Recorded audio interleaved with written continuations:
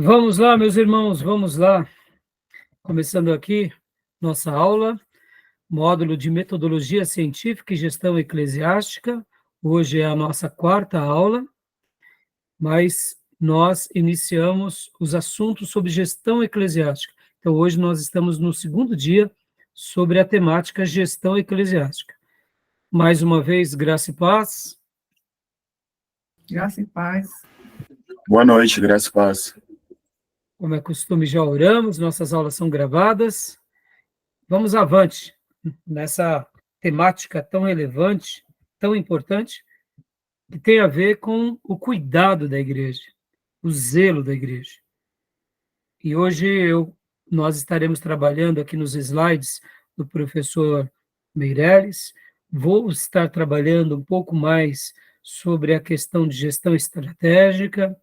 Quero pincelar alguns assuntos com os irmãos sobre essas questões de missão, visão e valores.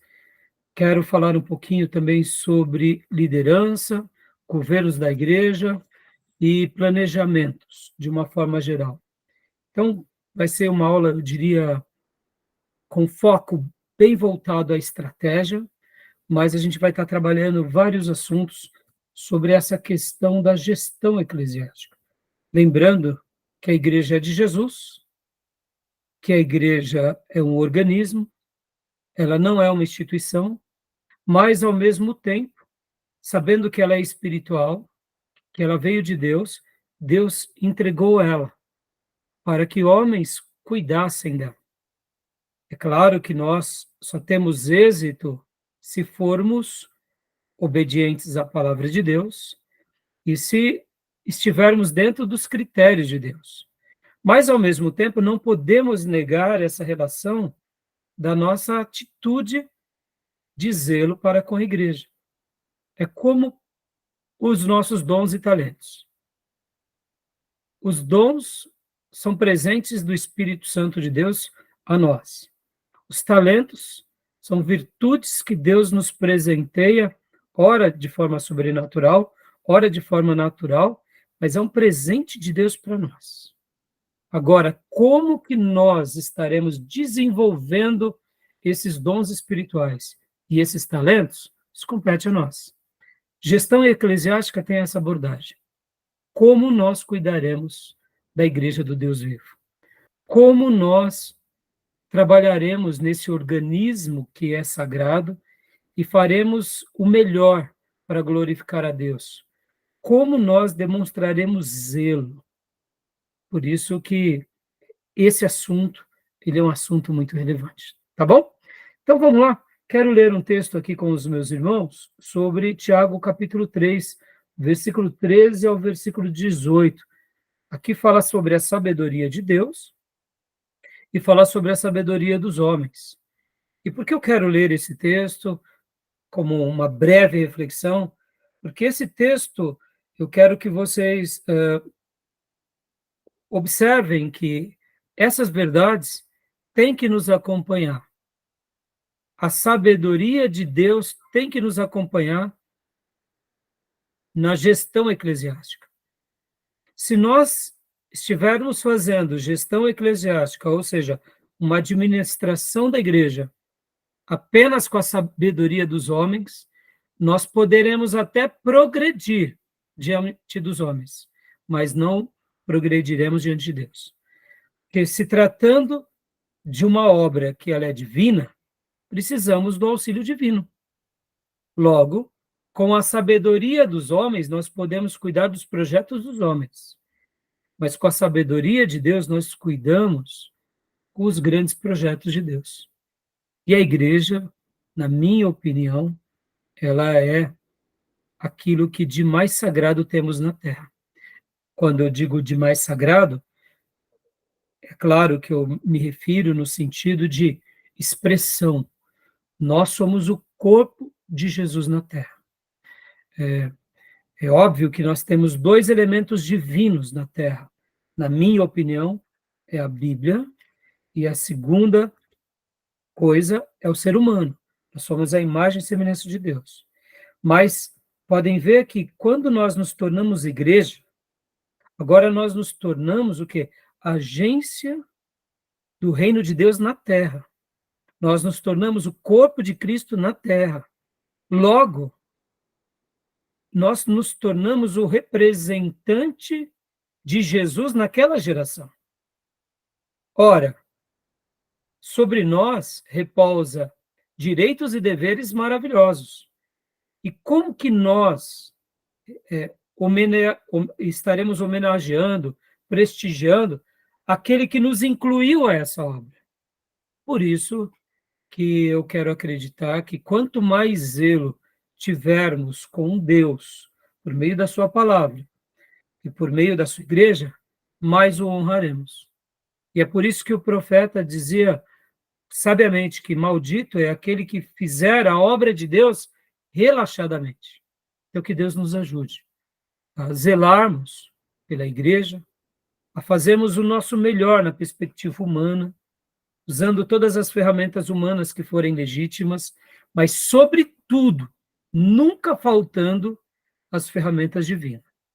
Porque mesmo que não tenhamos tudo aquilo que é humano, e de fato pode ser que a gente, uma hora, não tenha nem prédio, não tenha nem instituição, não tenha o CNPJ, sejamos perseguidos, quem sabe mortos, ou seja, aparentemente uma igreja sem muito significado, uma igreja sem muita expressão social, pode ser que a gente passe por um momento assim, mas que nunca falte sobre nós o Espírito Santo, que nunca falte sobre nós esses valores divinos que fazem com que a igreja de Jesus triunfa em momentos bons e em momentos ruins.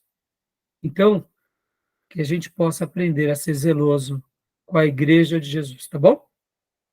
Joia? Então, Tiago, capítulo 3, versículo 13 ao 18, alguém leia para mim, por gentileza? O irmão ou a irmã, por favor. Posso ler? Por favor. Quem dentre vós é sábio e tem verdadeiro entendimento, que demonstre por seu bom proceder cotidiano, mediante obras praticadas com humildade, quem tem origem na sabedoria. No entanto, se brigas em vosso coração, inveja, amargura e ambição egoísta, não vos orgulheis disso, nem procureis negar a verdade, porquanto esse tipo de sabedoria não vem dos céus, mas é terrena. Não é celestial, mas demoníaca. Pois onde existe inveja e rivalidade, aí há confusão e todo tipo de atitudes maléficas.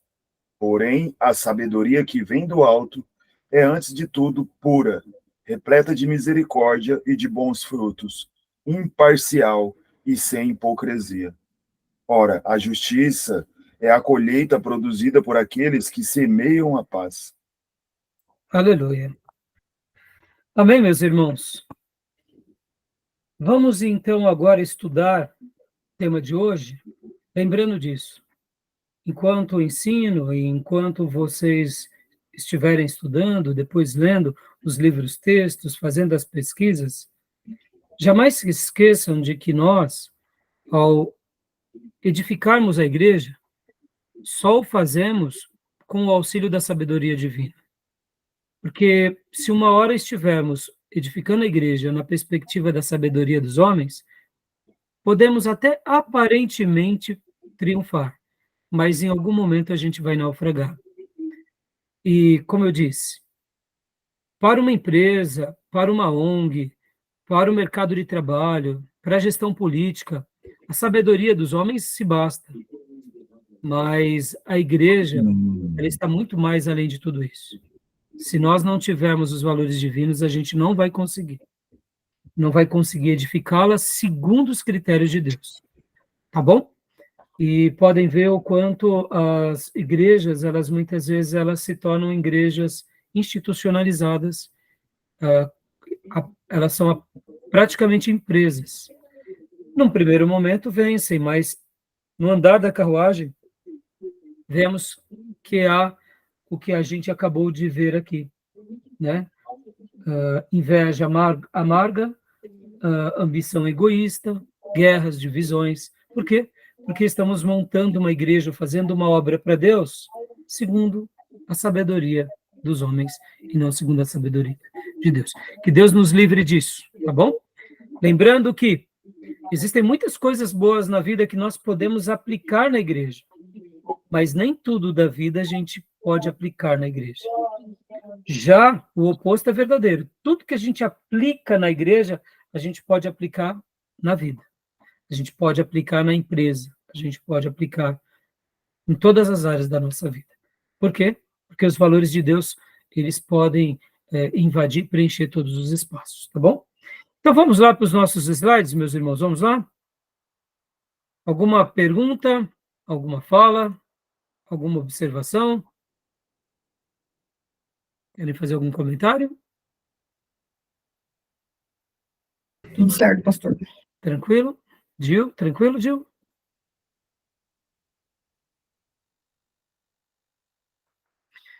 Então vamos lá.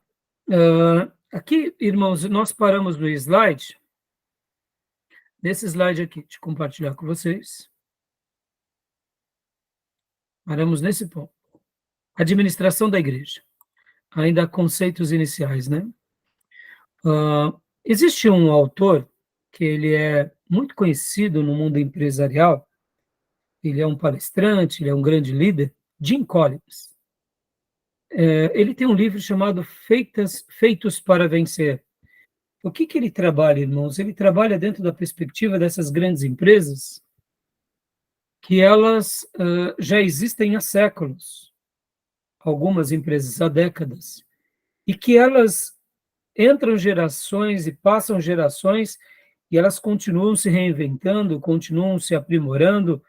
Então, percebam que quando nós olhamos para algumas grandes empresas, algumas indústrias, nós podemos extrair boas coisas delas. Vocês concordam comigo ou não? Sim, pastor. Tem coisas boas ou não tem?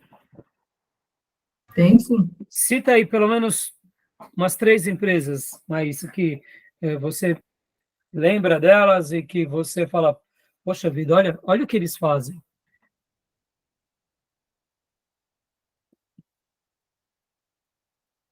Agora tem que ser eu mesmo. O irmão de até saiu.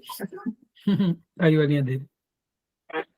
Então, Então, cita aí umas 3 empresas, mas...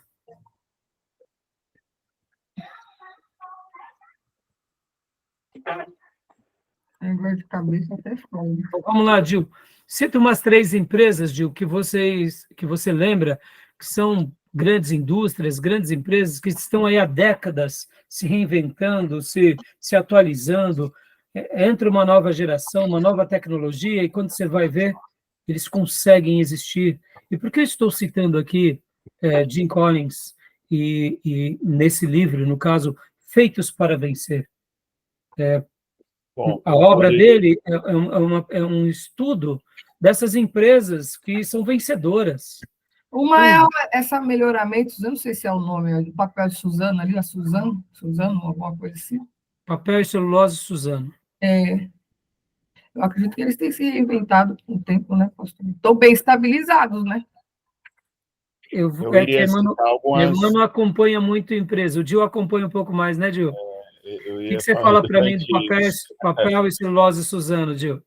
Bom, inclusive a companhia Suzano, né? A companhia Suzano, ela não está na minha carteira de investimentos, mas é uma grande empresa e empresa centenária, né? Que já passou por muitos problemas, muitos desafios e tem crescido, né? Com o passar do tempo. Mas eu citaria a Gerdau, né? Que é uma empresa também centenária que eu tenho na minha carteira. Tenho também a Petrobras. Aí. Tenho Copasa, uma empresa de saneamento básico, que é uma empresa também centenária, né, lá de Minas Gerais. Tem muitas empresas brasileiras assim que sobreviveram assim a intempéries da economia, inflação e etc. E estão aí até hoje. Olha aí. Obrigado. O Gil já deu um leque até para a irmã pensar um pouco mais Agora, e empresas estrangeiras, Gil? Diga mais umas duas. Estrangeiras no exterior, Isso.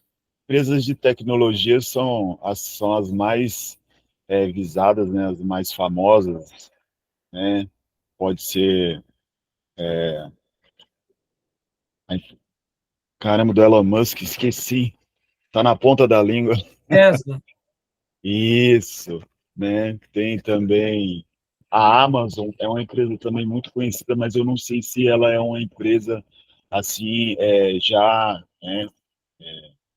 Se é uma empresa centenária, né? Não, Mas ela não é, é, né? É não, mais ela é atual, nova, né? ela é nova. É empresa nova, né? Mas Mas, acredito, empresas de tecnologias assim são muito bem faladas lá fora. sim. Mas, ó, aqui nem você falou, essas duas, elas estão dentro das Big Techs, das grandes empresas tecnológicas. A A Microsoft, Microsoft, temos o Google, temos a exato. Meta, temos agora a grande vedete do mercado, que é a NVIDIA. Mas, ó, essas daí são as Big Techs, as grandes empresas de tecnologia, ou, no caso, indústria, como a Tesla, que agora está até tendo uma desvalorização, mas mesmo assim ainda é uma grande empresa e provavelmente vai continuar sendo. Agora, vamos pensar um pouco de empresas centenárias. Empresas centenárias, são empresas resilientes, né? Então, vocês lembram de alguma? Lembra de alguma, Maís? Não, eu fiquei até quieta agora, só estou aprendendo. A Colgate é uma empresa centenária, parceiro. Então, o grupo, né? O É grupo o grupo, né? Isso, exato. Palmolive, né? Isso. Colgate, se eu não me engano, vamos pôr aí empresas automobilísticas, vamos pôr a Ford, Pode. vamos pôr outra que não seja apenas centenária, mas vamos pôr a Disney. Sim. Uma O que empresa vocês acham? automobilística assim, muito famosa e também é centenária é a Toyota, referência para todas as outras. Exatamente, a Toyota. Então, percebam, irmãos, essas empresas, principalmente essas que já têm algumas décadas, indiferente do momento, né, porque a gente, com o advento da tecnologia, nesses últimos 40 anos, e em especial esses últimos 20, houve um boom da tecnologia e uma supervalorização, porque, afinal de contas, é o momento dessas empresas. Mas vamos pegar aqui, de 50 a 100 anos para trás, são empresas que estão aí, vamos pegar um outro exemplo, mesmo que não apreciemos, mas a Coca-Cola, a Pepsi Cola, são empresas que elas estão no mercado vencendo e se reinventando aí a cada geração? A Então, Dolly, hã? a Dolly também é uma empresa centenária. A Dolly eu não sei se já seria, eu acho que ela é mais nova, né? Eu acho que professor. Tem uma propaganda aí na TV aberta aí que fala, pelo menos o diretor fala que é uma empresa Então, eu não conheço a fundo. mais assim, né?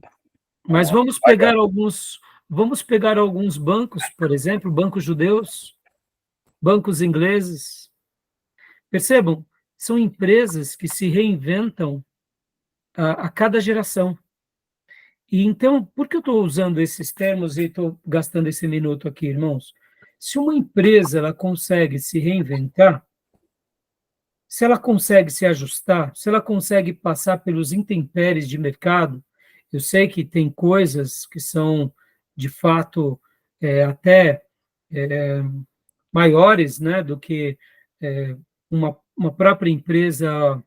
Tem empresas que acontecem situações por exemplo, de investimentos ou de catástrofes, ou de tragédias, ou de uma estratégia que eles entram, ou alguma coisa maior, algum erro que eles comprometem a sua existência, eles entram em concordata, falência. Mas perceba, antes de uma empresa chegar a uma falência, de uma forma geral, principalmente essas empresas, como a gente acabou de citar, eles têm toda uma estrutura muito linda, muito grande, muito sábia, de gestores, de diretores, de CEOs, de conselheiros, de acionistas, de investidores, que antes de ir à bancarrota, é feito muitas coisas, como a própria Maísa mencionou, papel e celulose Suzano, né, a Companhia Suzano. A Companhia Suzano é uma empresa magnífica, magnífica. É uma das maiores no mundo. Ou seja, poder ter um pedaço de uma empresa como essa é genial. Eu acompanho muito um fundo de investimento que é o Fundo Alaska. E os grandes diretores ali, o Luiz Alves e o Breda, ele fala uma coisa super interessante. Ele fala o seguinte, que essas empresas de tecnologia, pode ser que daqui a 20 anos não existam mais. Mas aí ele pergunta assim, o Breda, né, no diálogo que ele está sendo entrevistado, ele fala assim, mas vem cá, se usava papel higiênico há 100 anos atrás? Se escrevia em folha de papel há 100 anos atrás? Você acha que daqui a 100 anos a gente vai usar papel? Ou seja, o que o Breda fala? O que ele está dizendo com essas perguntas? Que possivelmente daqui a 100 anos essas empresas de papel vão estar existindo. Porque elas são coisas centenárias. Na história do homem, a gente precisa de papel. Nós necessitamos de papel. Hã? O papel é uma necessidade do homem. É uma necessidade. Né? A madeira é uma necessidade. Ou seja, então essas empresas de papel e celulose, essas empresas, elas são centenárias e elas continuando nesses aprimoramentos, elas, de fato, como eu disse há pouco, elas são feitas para vencer. Tendo uma boa gestão, tendo uma boa administração. Então, nessa abordagem, quando nós olhamos para uma empresa nessa perspectiva, um banco, uma ONG, uma escola, vamos pegar agora aqui uma universidade, como é a universidade onde Wesley estudou, Oxford. São milenares, tem 1000 anos. Será que essas universidades vão existir daqui a 200 anos? Com certeza. Então, percebam que são empresas que têm uma gestão que elas vão existir. Basta elas se manterem ali naquela média para cima, elas vão existir, com toda a concorrência. Então, isso é fantástico. Ou seja, não é difícil olhar o que eles fazem e aplicarmos o que eles fazem. Na perspectiva humana, quando aplicamos tudo aquilo que eles fazem, também prevaleceremos. Só que, é claro, a igreja não é apenas o lado humano, mas ela também tem o lado humano. Então, é muito interessante, né? Tá bom? Estou dando essas dicas aqui, porque quando a gente olha assim, a gente até quebra alguns tabus. Nós sabemos que contra a igreja, contra o povo de Deus, tem a guerra espiritual, tem as trevas, mas tem também a nossa natureza, tem também a nossa comodidade. E a gente não pode também atribuir que toda derrota é só uma questão de batalha espiritual, porque muitas vezes a nossa derrota está no quê? No nosso relaxo. A maneira em que a gente administra a igreja, a maneira em que a gente cuida da noiva. E muitas igrejas acabam naufragando, não é por uma questão de espiritualidade, é uma questão de gestão. Então, na gestão, quando a gente olha para essas grandes empresas, a gente pode aprender com essas empresas. Por exemplo, deixa eu fazer aqui a última fala. Vocês investiriam em alguma empresa do Eike Batista? Eu não investiria. Por que não? Porque O cara é um gênio, o cara saiu na Forbes, um dos mais ricos do mundo. E por que não? acho que eu estou confundindo então as pessoas, porque eu lembrei logo de alguém que tem uma imagem muito negativa aí. Mas é ele mesmo, eu tô sendo irônico, Gil. Ah, bom. Não, ele saiu, mas ele quebrou todas as empresas. Esse cara aí quebrou tudo. Ele quebrou tudo e a turma dele. Agora eu te digo, por que não investiria? Exatamente por isso, Gil, porque ele perdeu credibilidade. Ele perdeu a credibilidade. Logo, como que a gente vai confiar os nossos recursos numa empresa dessa? Agora, vamos lá. Vamos pegar um exemplo aqui, dentro da área do entretenimento, dentro da área da comunicação. Nós investiríamos numa empresa que, hipoteticamente, se o Silvio Santos hoje tivesse vigor e saúde, nós investiríamos numa empresa dele de comunicação que ele está abrindo? Ah, com certeza. Claro, Silvio Santos, uma lenda viva, pelo amor de Deus, para já, né? Por quê? Porque ele é uma lenda na comunicação. Percebam, irmãos? E ele tem um legado de quantas décadas? Ele sempre esteve ali e ele vai ser uma lenda viva na comunicação como apresentador. Então percebam que, agora, se o Silvio Santos fosse um mau pagador, se ele fosse uma pessoa, né, que tivesse um nome sujo, a gente não investiria. Percebam, então, a questão da gestão nem sempre é uma questão de espiritualidade, é uma questão de disciplina, de ética, de valores. Tá bom? Beleza? Ficou claro isso? Ficou. Joia. Uma boa analogia seria essas empresas que, né, uma analogia assim com as nossas atitudes pecaminosas, né, sempre contaminam a igreja. Uma boa analogia, essas empresas boas que têm a mão do governo, né, os estatais aí, misericórdia. Exatamente, Di. Exatamente. Então, perceba como é difícil a gente olhar, quando a gente, aliás, como se torna mais fácil a gente olhar nessa correlação do quê? De empresas que são vencedoras, que são perenes. Ora, se eu seguir aqueles passos, possivelmente eu também serei um vencedor. Possivelmente eu terei boas práticas. Então, na igreja, quando se trata dessas questões de administração, nós podemos copiar essas boas práticas. Como você bem mencionou, Gil, empresas que estão ligadas ao governo podem ver que como elas sofrem. Por quê? Porque toda mudança governamental, né, a política influencia nela. Então, a gente tem que aprender com isso e tentar pegar as boas coisas da vida e trazer para a igreja.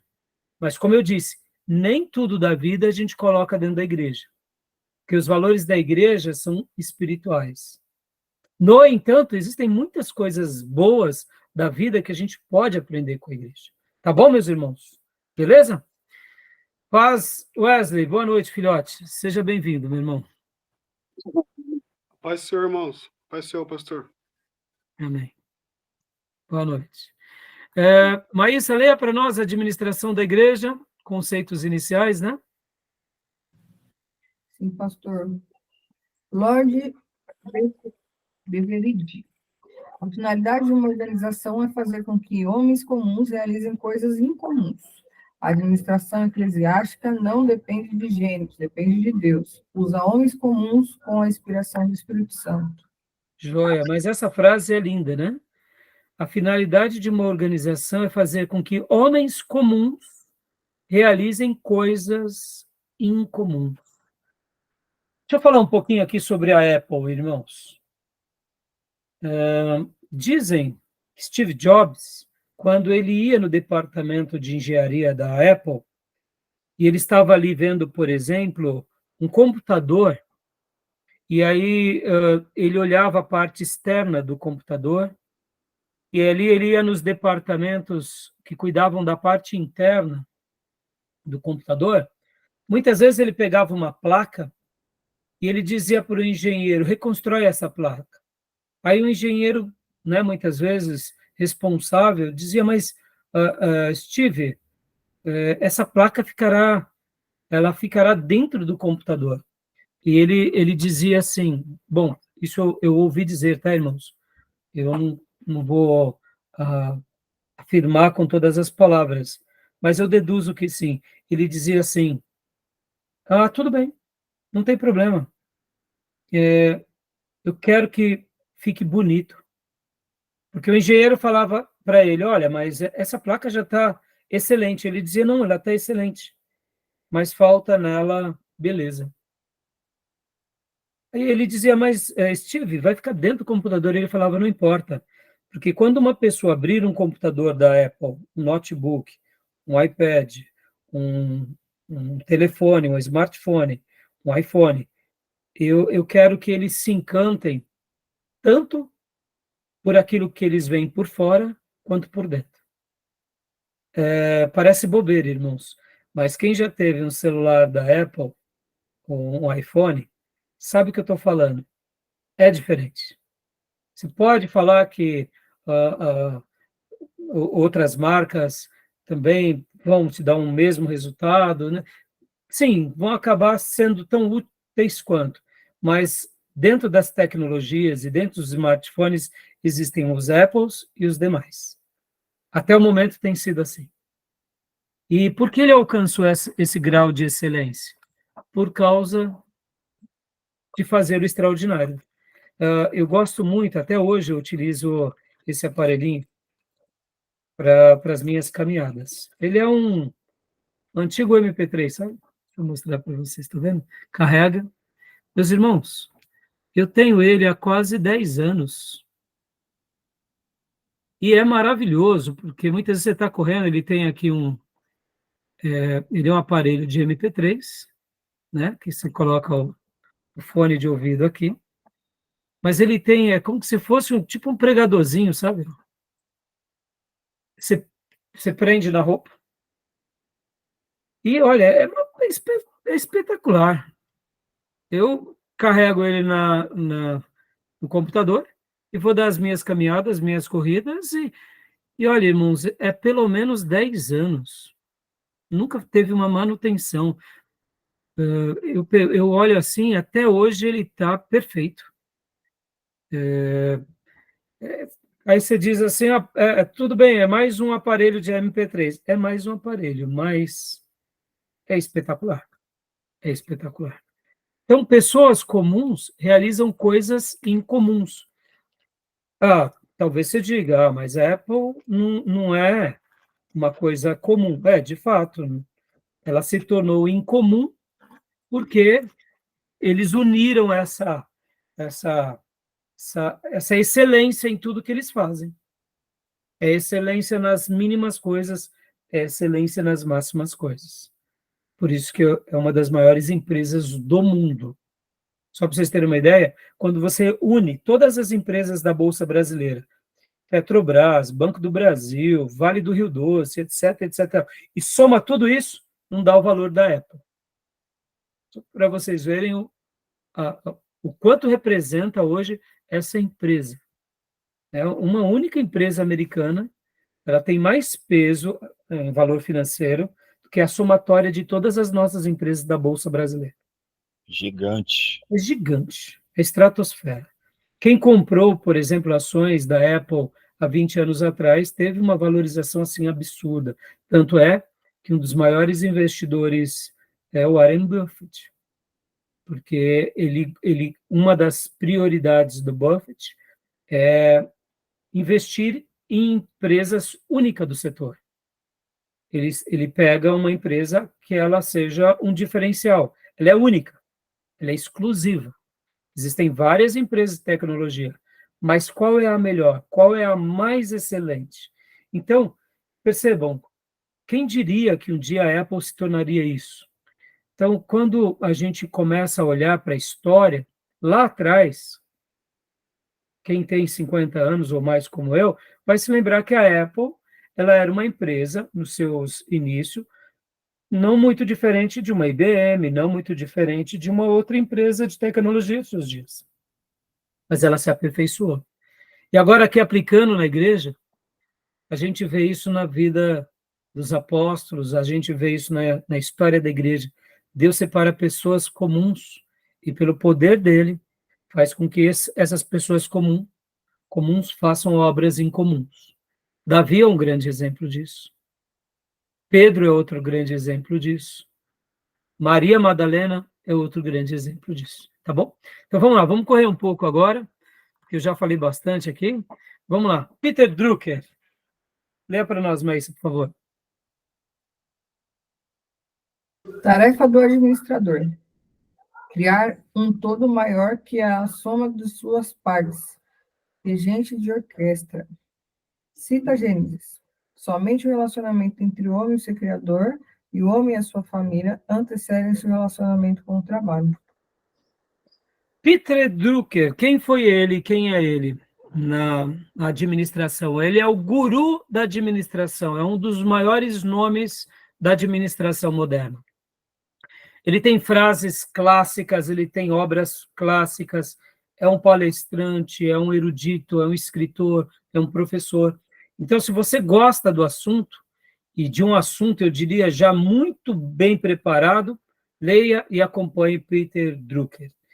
Então, ele tem, assim, eu diria, frases como essa, por exemplo. Todos nós nascemos para uma coisa, servimos para mais 2 ou 3, e nas demais coisas enrolamos. Concorda com isso? Todos nós nascemos para uma coisa, servimos para mais 2 ou 3 coisas que derivam dessa coisa, e nas demais coisas nós enrolamos. A grande dificuldade está em descobrir a razão pela qual nascemos. Quando a gente descobre, a gente realmente se torna, eu diria, não só pleno e realizado, mas atingimos o máximo do nosso potencial na vida. Então, Peter Drucker, ele é o guru das administrações modernas, tá bom? Então, aqui são frases dele. Ser ou não ser, eis a questão. Aí já é filosofia, né? Não é Drucker. É outro filósofo. Mas é isso aí. Então, leia para nós, Maísa, por favor. Henri Fayol. Prever, preparar-se para o futuro. Organizar e unir meios e recursos humanos para funcionarem como um todo. Comandar, providências para a organização funcionar com normas. Coordenar, manter em funcionamento, integrado em suas atividades. Controlar, avaliar e regular o trabalho. Atual PODC.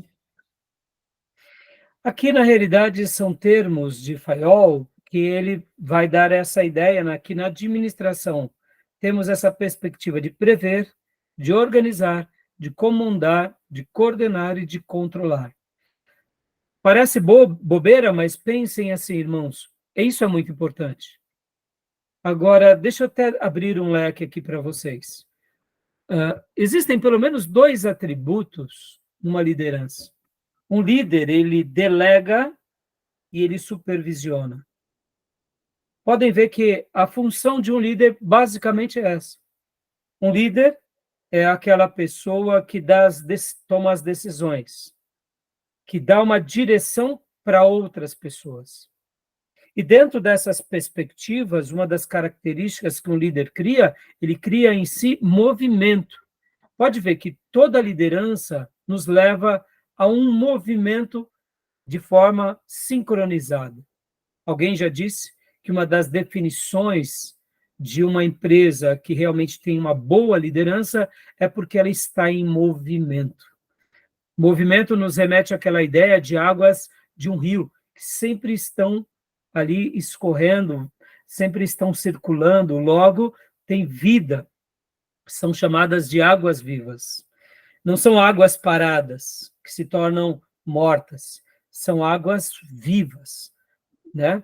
Então, a liderança ela tem essa característica do movimento, mas dentro dessas decisões que um líder tem e que ele gera no coletivo, que ele aponta, também muitas vezes não tomar nenhuma decisão é uma orientação. Um líder também diz, paremos, ou não façamos nada. Não fazer nada é uma decisão. Então, dentro da liderança, a gente tem essas 2 características. Nós delegamos, podem ver, vamos falar agora aqui do pastor. O pastor delega, mas ele não só delega, ele tem que delegar e supervisionar. O ministério de uma igreja ele é composto por vários departamentos. Os departamentos espirituais, os departamentos administrativos, e dentro dessa complexidade, o pastor delega para os seus líderes e ele vai supervisionando. Só delegar não resolve, porque ele precisa também supervisionar. Supervisionar sem delegar também não é efetivo. Por isso que você delega, mas supervisiona. É uma tarefa que parece ser fácil, mas ela é bem desgastante, irmãos. Quando está tudo correndo muito bem, é fácil. Já o administrador, ele tem uma característica um pouco mais, eu diria, dividida. Ele tem essas questões de prever, ele organiza, ele comanda, ele coordena, ele controla, ou seja, ele delega e supervisiona, sim, mas, ao mesmo tempo, ele tem que ter aquelas questões de uma metodologia, ser mais voltado a aquelas tarefas repletas de disciplina. Por quê? Porque a tarefa do administrador requer um cuidado, eu diria, um pouco mais presente. Se não, por exemplo, vamos pegar um exemplo aqui, irmãos, só para vocês terem uma ideia, gerenciar uma empresa, você tem ali o departamento de compras. Se você não supervisionar o departamento de compras, de repente o comprador compra coisas demais, além do que precisa, porque ele acha bom preço, e de repente, quando vai ver, o diretor, né, o CEO daquela empresa, ele acaba tendo estoque além do que ele precisava. Isso também é um problema. Então, percebam que tudo tem uma estrutura, né? Então, dentro da administração, se a gente não tomar cuidado, a gente se perde nesses detalhes. Tá bom? Tudo bem até aí? Tranquilo? Tranquilo, pastor. Leia para nós agora, Gil, tipos de governo eclesiástico, né? Dentro de uma empresa, irmãos, cada empresa vai ter a sua distribuição do seu organograma. Tesoureiros, administradores, secretários, marketing, a área de vendas, a fábrica. Cada setor vai ter ali o seu organograma. E dentro da igreja tem os seus organogramas. Mas dentro de todas as igrejas, indiferente de quem elas sejam, existem os governos, que dentro desses governos as igrejas são estruturadas. E nós temos pelo menos esses 3 tipos. Leia para nós, por favor, Gil. Monárquico. Centralizado em uma só pessoa. Igreja Católica Romana. Infalibilidade do Papa como monarca absoluto. Episcopal ou prelático. Poder nas mãos de bispos como sucessores dos apóstolos, representantes da doutrina verdadeira e clero superior que governa a igreja. Igreja grega, anglicana, metodista. Congregacional ou independente. Cada igreja individual e local administra seu próprio governo. Voz da maioria dos seus membros. Igrejas batistas e congregacionais. Jóia. O professor Meirelles chama a Igreja Católica Apostólica Romana de monárquica. Na minha concepção, sim, tem o lado monárquico, tem, mas a melhor terminologia para mim, mesmo entre os católicos, é episcopal. Ou uma igreja onde os arcebispos nomeiam o Papa. Então, dentro dessa estrutura, eu colocaria ele também como episcopal. Mas, pastor, o Papa ele tem essa quase característica de ser um monarca. Só que acaba não sendo, porque a monarquia tem aquela questão da hereditariedade. Mesmo que o papado tenha esse vínculo de ser chamado de algo quase que, vamos dizer assim, uma hereditariedade na sua autoridade papal, mas ainda não é uma monarquia propriamente dito. A monarquia tem a ver com sangue, tem a ver com a conquista. Pode ver que, geralmente, uma pessoa se torna rei ou porque ele é aclamado entre o seu povo, ou porque um outro rei domina outro povo. No caso do catolicismo, é feita uma eleição para ver quem vai ser aquele papa. E eles se reúnem e ali decidem quem vai ser. Então, eu classificaria mais como episcopal, mas não quero entrar no mérito agora. Agora, são os tipos de governos, né? Os tipos de governo. Aqui nós não colocamos também o presbitério. Esses assuntos nós vamos trabalhar mais em eclesiologia. Mas aqui, só para comentar um pouco aqui com os irmãos, né? Dentro dos episcopais, irmãos, como a gente viu aqui, está a igreja grega, anglicana, metodista, e eu colocaria até a católica. Mas também temos a igreja governada por presbíteros, que seriam grupos de pastores que cuidam dessa igreja, que no caso é a igreja presbiteriana. Olha que interessante, irmãos. Na igreja batista, por que nós não batizamos crianças? Porque já que é uma igreja democrática, que você chama a responsabilidade das pessoas, no momento que eu batizasse uma criança, essa criança, ela já teria, vamos dizer, uma certa autoridade na igreja. Nós sabemos que uma criança, ela precisa ser cuidada, ela precisa ser orientada. Então, dentro da democracia batista, e principalmente, no caso aqui, como brasileiros, as vozes são das pessoas adultas. Não seja que uma criança não possa expressar, e nem um jovem, um adolescente, não é isso. Mas, de fato, a responsabilidade jurídica vai cair sobre quem? Sobre os pais dessas crianças. Logo, nós deixamos com que pessoas maiores decidam.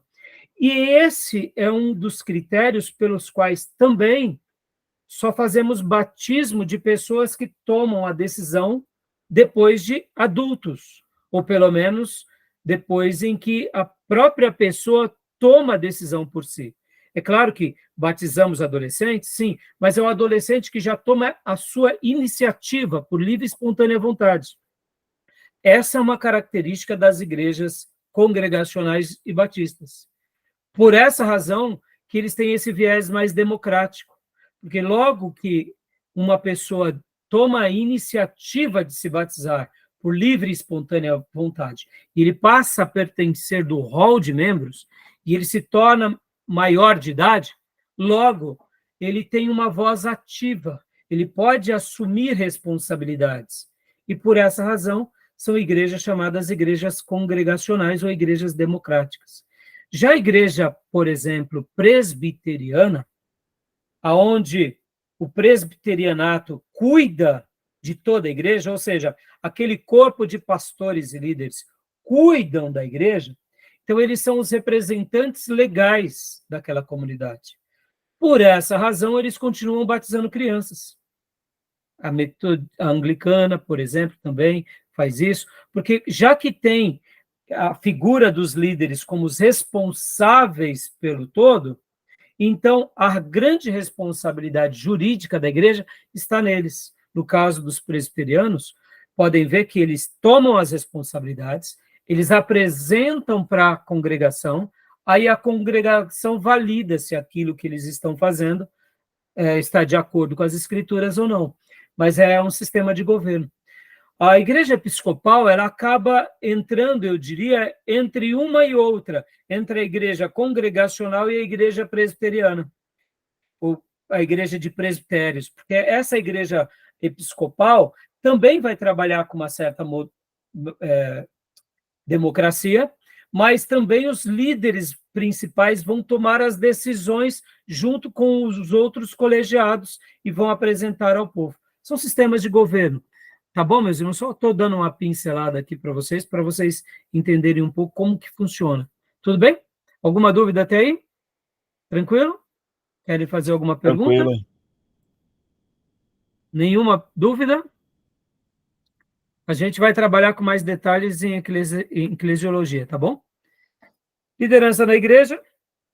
Nós temos o pastor, o ancião, presbítero, o bispo, que são o mesmo termo, ou seja, pastor, ancião, presbítero ou bispo, inclusive a palavra ancião e presbítero é a mesma origem. Presbítero é o pastor velho, velhinho, que já tem as suas cãs, cabelos grisalhos ou é calvo, né? é uma pessoa de idade. Então, quem é o ancião ou o presbítero? É o pastor velhinho. O bispo era um pastor que deduzimos que tomava conta da administração da igreja ou dos demais pastores. É aquele pastor que tinha já uma visão mais ampla. Poderíamos dizer que Paulo tinha uma visão mais ampla. Ele olhava o todo, né? Já outros pastores muitas vezes não têm essa visão mais ampla. E o pastor é aquele de fato que cuida ali da vida e do rebanho, fazendo as suas visitas, pregando sermões, ensinando. Não é que o pastor não tenha uma visão ampla, mas muitas vezes o bispo ele consegue ver esse outro lado, o lado administrativo, o lado jurídico, o lado dos ministérios. O bispo seria essa pessoa que já tem um viés mais de liderança. O diaconato são os servos da igreja, são aqueles que auxiliam o pastorado, são aqueles que ajudam as tarefas pastorais, tanto administrativas, quanto por parte de tarefas, não somente de distribuir a ceia ou um folhetim, mas de cuidar da assistência social, cuidar da manutenção do templo, e aí vai. E temos também, no caso aqui, os dons chamados ministeriais, como está lá em Efésios. Apóstolo, profeta, evangelista, pastor e mestre. Então, no caso, seriam os dons chamados ministeriais, tá bom? A gente vai trabalhar mais isso em eclesiologia. Tudo bem? Alguma dúvida? Tranquilo? Ô, pastor, Hum. e desses governos, assim, dessas administrações, assim, qual é o considerado o mais bem-sucedido? É o episcopal? Então, dentro Ou das não existe, assim... aqui, né, voltando. Então, Gil, na realidade, Gil, aí cada pessoa e cada ministério vai puxar a brasa para sua sardinha. Eu puxo a brasa para a seguinte sardinha: ser cheio do Espírito Santo. Eu posso ter ser da melhor igreja, no sistema, vamos dizer assim, Gil, sistema de governo, esse tipo de governo. Eu, particularmente, acredito que o congregacional e o democrático, ele, de fato, é, na minha opinião, um dos melhores. Mas podemos ser um grupo muito carnal, que fazemos ministério na força do nosso braço. Fazemos o ministério na perspectiva democrática, mas política. Pode ver que a democracia, também batista, muitas vezes ela é bem parecida com a democracia política. Então, muitos pastores batistas acabam fazendo um jogo político na igreja. Aí eu pergunto, o Espírito Santo está nessa politicagem? Não está. Não tá. Então, aí vamos pegar aqui um caso, por exemplo, episcopal. Tá bom. Mas naquela comunidade episcopal, aqueles líderes são cheios do Espírito Santo, são realmente altruístas, são doadores. E mesmo que nós, avaliando friamente aquela estrutura, digamos que não é uma estrutura tão boa, mas aquelas pessoas acabam exalando o perfume de Cristo com muito mais intensidade do que nos democráticos. Por isso, Gil, que eu digo, sem medo de errar, que, na minha opinião, podem existir, sim, os melhores. Mas, de fato, qualquer sistema de governo vai ser significativo se aqueles líderes forem cheios do Espírito Santo, forem pessoas entregues à causa de Cristo, ao projeto redentivo. Então, essa igreja, mesmo que esteja sendo uma igreja que o seu sistema de governo não seja o melhor, mas o impacto que vai causar naquela geração vai ser um impacto realmente significativo. É o que eu acredito, Gil. Isso eu digo assim, sem nenhuma reserva. Eu digo isso sendo muito tranquilo. E aqui eu vou dar 2 exemplos, tá, Gil? 2 exemplos. Vou dar 3 exemplos. De um episcopal e de 2 congregacionais, tá bom? Primeiro exemplo, John Wesley, ele era o episcopal. Ele nasce na igreja anglicana e depois ele gera a igreja metodista. Ele era cheio do Espírito Santo ou não? Não precisa nem falar, né? E como? George Whitefield, Ele era o quê? Ele era de uma igreja congregacional, ele era batista. Se não me falha a memória, ele era batista. Mas vem cá, o que predominava em George Whitefield era o quê? Ser cheio do Espírito Santo.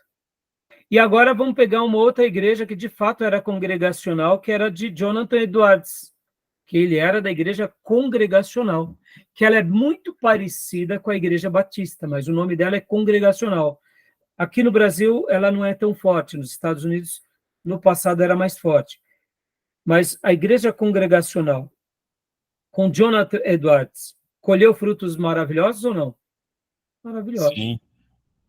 Então, perceba, e agora vamos pegar uma outra igreja também, um quarto exemplo, Calvino. Calvino vai criar a igreja presbiteriana, que é a igreja baseada em presbitério. Calvino era um homem cheio de Espírito Santo ou não? Pelo amor de Deus.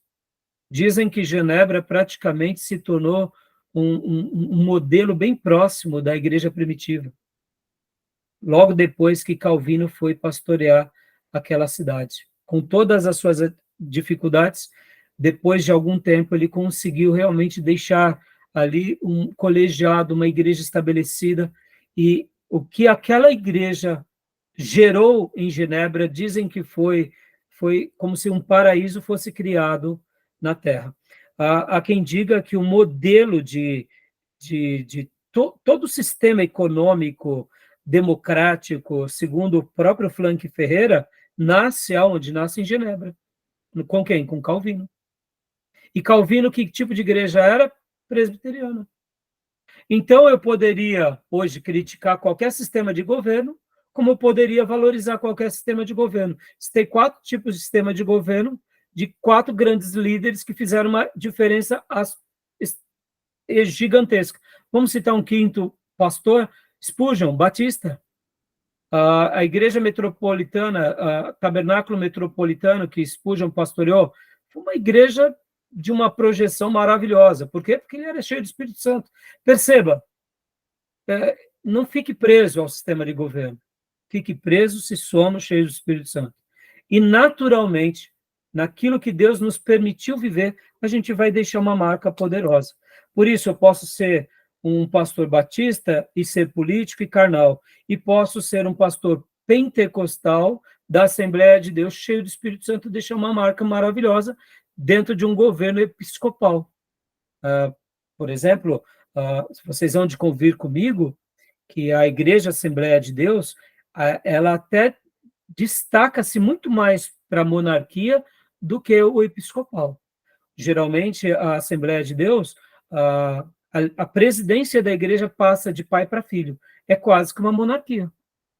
Mas eu pergunto para vocês, a Assembleia de Deus, nesses 100 anos no Brasil, fez uma história maravilhosa ou não? Fez. Pode ter tido erros? Claro que tiveram. Mas tivemos uma igreja maravilhosa? Tivemos. Praticamente quase uma igreja monárquica. Mas a gente conhece nomes da Assembleia de Deus que marcaram a nossa geração nesses últimos 100 anos. Pelo amor de Deus, quantos foram os nomes de grandes pastores, desde os seus fundadores? Então, perceba, qual é o melhor sistema de governo? Ser cheio do Espírito Santo, onde você estiver. Porque se você estiver na igreja melhor, ou naquela que tem um sistema de governo muito boa, mas a gente não for cheio do Espírito Santo, a gente não vai causar praticamente nada. Tá bom, meus irmãos? Beleza, Gil? Respondeu? Sim, totalmente. Joia. Então vamos agora, irmãos. Mais alguma pergunta, irmãos? Não? Não. Dúvida? Maísa? Irmão Wesley? Não? Então vamos dar uma pausa aqui, meus irmãos, vamos? Para a gente ir para o intervalo? Vamos lá. Fechou? A gente volta em instantes, tá bom? Vou dar uma pausa agora aqui na nossa gravação.